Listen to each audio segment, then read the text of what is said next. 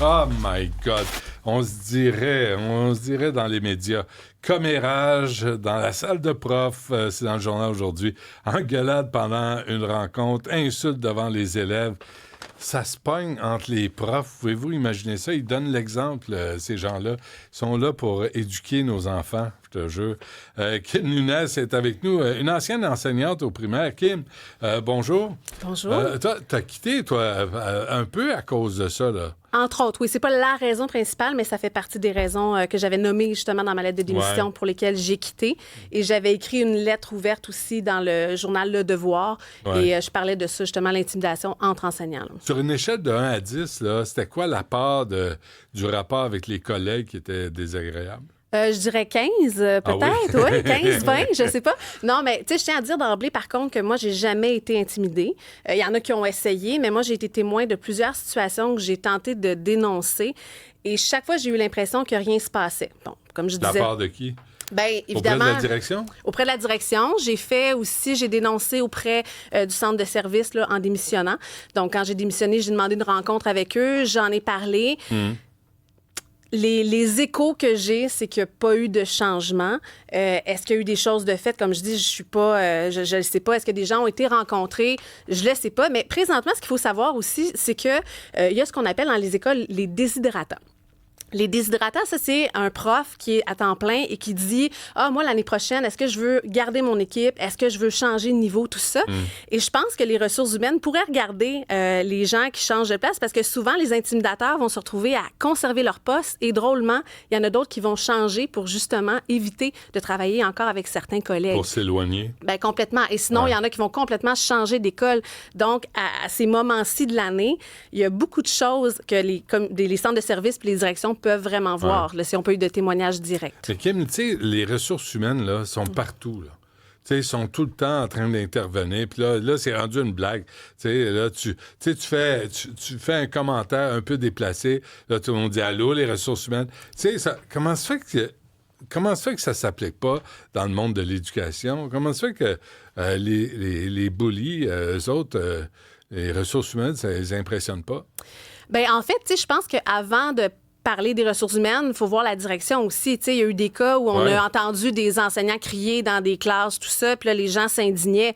Mais il faut se questionner comment ça se fait qu'on s'est rendu dans les médias, comment ça se fait qu'il n'y a pas une direction qui a dit « Hey, là, ça va, on agit. » Donc, je pense que l'étape d'avant, c'est ça. Maintenant, centre de service, les ressources humaines, c'est différent partout. Tu sais, j'entends que certains centres, ça va bien, il y a un écho, d'autres, pas du tout.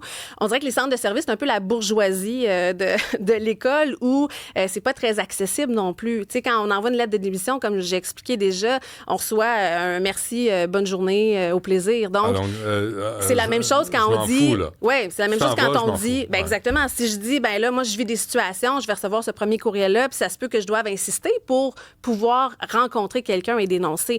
Et moi, ça a été mon cas. Donc, c'est très long. Mais Kim, il y a aussi les syndicats. Ah, les syndicats. OK. On se dit-tu les vraies affaires? J'espère bien. OK.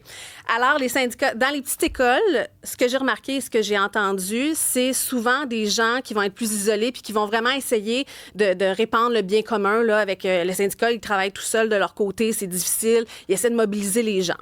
Donc, c'est des gens souvent qui ont vraiment ça à cœur. Dans les grandes écoles, ceux qui s'occupent du syndicat, c'est souvent ceux qui jouent du coude. Quand j'ai démissionné, moi, de l'école où j'étais, j'ai pas appelé mon syndicat, je l'ai appelé par la suite quand j'ai dû, pour un autre problème, mais, et j'ai nommé que les gens du syndicat où j'étais, j'avais pas confiance en eux parce que c'est les gens, entre autres, qui contribuaient au climat malsain et toxique de l'école. Ah oui. Donc, ces gens-là, généralement... Font partie du problème. Bien, puis pas tous, tu sais, parce que là, je veux pas qu'on commence à pointer du doigt. C'est pas tout le monde, c'est pas nécessairement dans les dernières années où j'étais, mais c'est quelque chose que j'ai remarqué et des choses qu'on m'a dites aussi. Donc, les gens qui font partie du syndicat, généralement, c'est des gens qui brassent des choses et des gens. OK, mais Kim, il y a les directions d'école? Bien, justement, les directions. Les directions... le nombre de témoignages que j'ai reçus après qu'on se soit parlé, j'étais devant mon écran, puis j'étais tellement triste de constater à quel point ce que j'étais venue raconter, à quel point ce que j'avais dénoncé dans ma lettre qui nommait justement l'intimidation de prof, à quel point c'est vécu par plusieurs personnes. Dans chaque école, il y a des situations comme ça. Et il y en a plusieurs qui vont le nommer, qui vont le dire aux directions et qui ont le même constat que moi. Ils ont l'impression qu'il n'y a rien qui se passe, il n'y a rien qui se produit, il n'y a pas de changement fait. Tu sais, tantôt, je vous entendais parler d'un autre sujet puis dire, bien là, il va falloir qu'il y ait des gens qui perdent leur job. Bien, en éducation, il y a des gens qui vont devoir perdre leur job aussi. Des profs, des directions. Pénurie, là. Est-ce qu'on a le luxe de ça? Bien, on a le luxe. À un moment donné, là, les gens, ils quittent à cause du climat malsain. S'il y a un climat favorable, parce que on parlait des conditions de travail, là, ça s'est amélioré. Maintenant, c'est un climat malsain entre collègues. Tu sais, Kim, le pourcentage, là, 1 sur 4, 1 sur 5, là, avant 5 ans, des profs qui arrivent, qui quittent, penses-tu qu'il y a une partie là-dedans, c'est à cause de ce problème d'intimidation, de commérage, puis de niaisage entre les profs? Bien, cette statistique-là, drôlement, j'ai essayé de trouver la source. Et je ne l'ai jamais trouvée. Je sais à le dire. C'est Stéphanie. Oui, mais c'est une source, même dans mes travaux. Non, mais c'est une source qui se promène partout. Ça circule beaucoup. Mais c'est les syndicats, moi, qui m'avaient dit ça. Oui, mais en même temps, il faut se questionner. Les gens partent où? Il y en a qui s'en vont comme direction, il y en a qui s'en vont conseiller pédagogique, il y en a qui s'en vont dans des... Donc, il faut juste... Peut-être qu'il n'y a pas le monde Exactement. Donc, ça, il faut faire attention, parce qu'il y a des démissions comme moi, il n'y en a pas. C'est pas vrai qu'il y a 20 des gens qui démissionnent. Le domaine de l'éducation, c'est quand même une prison dorée, là. Les profs m'aimeront pas, mais on a quand même l'été de congé. Il y en a qui vont dire, oui, mais c'est pour se reprendre. Tout le monde dans la vie a besoin de congé. Là. Je veux dire, on fait pas plus petit que personne. Mais ça arrive qu'un prof a des bonnes classes aussi. Bien, moi, j'ai toujours eu des bonnes classes. Non, mais il y en a qui ont des classes de pas fin. Là. Oui, mais là, maintenant, il y a l'aide à la classe aussi qui est de plus en plus accessible, tu sais. Puis je veux dire, on va se dire encore, là, si vous voulez qu'on se dise les vraies affaires. Ouais. Si moi, je viens vous parler ici, là, puis je suis gênée, je suis pas capable de m'exprimer au micro, là, bien, est-ce que je peux faire la radio? Non. Si j'ai de la misère à gérer une classe, est-ce que je peux être enseignante? Peut-être que non. Mais ça s'enseigne, ça, la gestion de classe. Bien, ça s'enseigne, mais ça, c'est un autre problème. Tu sais, dans les facultés d'éducation, souvent, c'est des gens qui ont peut-être jamais enseigné, qui donnent le cours, des chargés de cours, qui nous parlent de théorie, mais qui n'ont jamais mis le pied dans une classe, ou sinon, ils l'ont fait pendant 3 mois. C'est pas la grande expérience qui est partagée ici, là. Est-ce qu'il y a une solution à ça? Parce que, tu sais, on a parlé beaucoup de la violence de la part des élèves. Oui. Mais ça, là, la violence ou l'intimidation, sans parler de violence, ça peut être aussi bien désagréable de rentrer travailler à un moment donné à l'école. Juste ça, c'est stressant puis c'est plate. Oui. Est-ce que c'est parce qu'il y a aussi... On est entre adultes, puis à un moment donné, tu peux pas dire à un autre adulte, hey, toi, ça va faire.